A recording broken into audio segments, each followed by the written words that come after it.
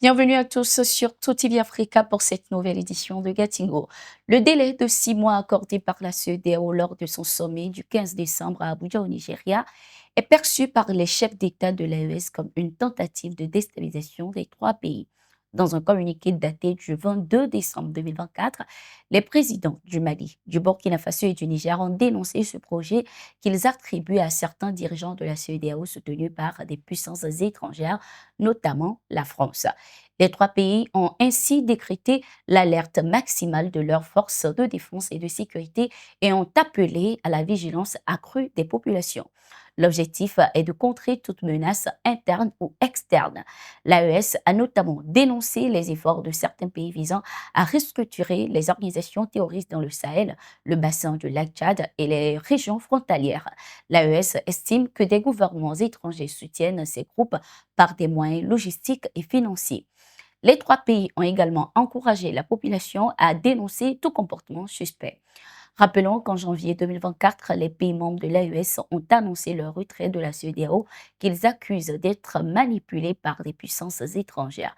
Bien que l'institution ait initialement prévu de valider ce retrait après un an de négociations, elle a surpris tout le monde en annonçant le 15 décembre 2024 vouloir poursuivre les discussions pour convaincre ces trois pays de revenir sur leur décision.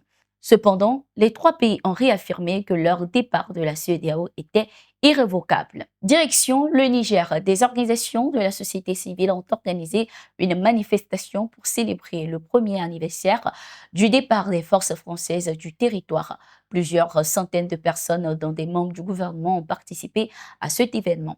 Ce jour symbolise la victoire du peuple nigérien dans son combat pour chasser les forces colonialistes françaises. C'est aussi une occasion de manifester notre solidarité avec le peuple palestinien, a souligné le coordinateur national du mouvement de la société civile M62. Le général de brigade Asman Abdou Harouna a présenté ses salutations au nom du président du CNSP lors de cette rencontre. Rappelons que le Niger avait demandé le retrait des troupes françaises, qualifiant l'accord de coopération entre les deux pays de caduc.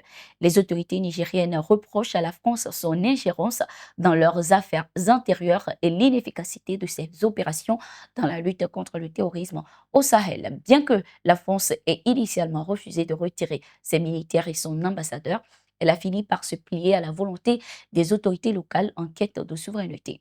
Au Burkina Faso, à présent, les forces armées ont réceptionné le 23 décembre 2024 un important lot de matériel militaire au Kanaba Com 2.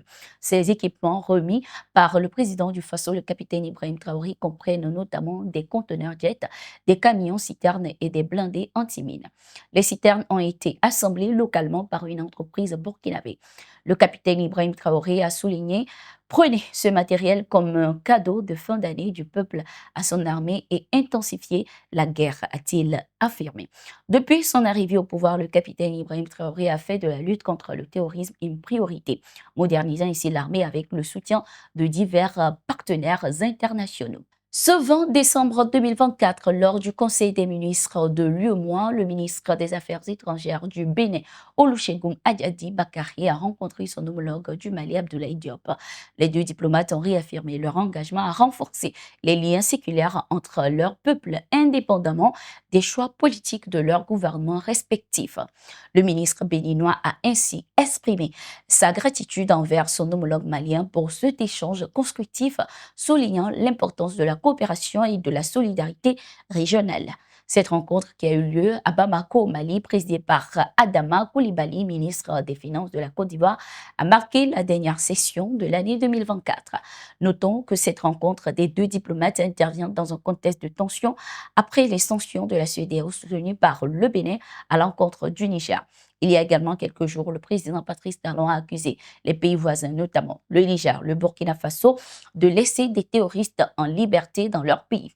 La lutte contre le terrorisme se poursuit au Niger. Les 20 et 21 décembre 2024, près de 30 terroristes ont été neutralisés dans l'ouest du pays. Selon l'armée, 19 assaillants ont été tués à Karigoussou. À Lomdou, 7 terroristes ont été tués et 2 autres capturés le 21 décembre. Un autre terroriste a été également neutralisé à Dolbel le même jour. Lors de ces opérations, plusieurs matériels des assaillants ont été récupérés. Ainsi s'achève cette édition. Merci d'être resté avec nous. Nous sommes en continu sur nos différentes plateformes et sur notre site d'information, le www.touafrica.com.